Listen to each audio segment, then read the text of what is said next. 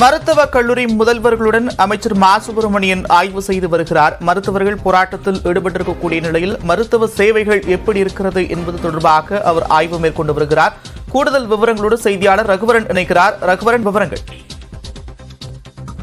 மருத்துவர் பாலாஜி தாக்கப்பட்ட விவகாரம் தொடர்பாக இன்று தமிழகத்தில் இருக்கக்கூடிய அனைத்து மருத்துவ சங்கங்களும் போராட்டத்திற்கு அழைப்பு விடுத்திருக்கிறார்கள். இந்த நிலையில் தமிழகம் முழுவதும் இந்த போராட்டம் நடைபெற்று வரக்கூடிய சூழ்நிலையில் சென்னையில் இருக்கக்கூடிய மருத்துவமனைகள் மற்றும் மாவட்டந்தோறும் இருக்கக்கூடிய அரசு மருத்துவக் கல்லூரி மருத்துவமனைகளில் எது போன்ற நோயாளிகளுக்கு சிகிச்சைகள் அளிக்கப்பட்டு வருகிறது, எது போன்ற ஏற்பாடுகள் செய்யப்பட்டுள்ளது என்பது தொடர்பான ஆய்வை தற்போது மருத்துவத்துறை அமைச்சர் மா சுப்பிரமணியன் தொடங்கியிருக்கிறார்.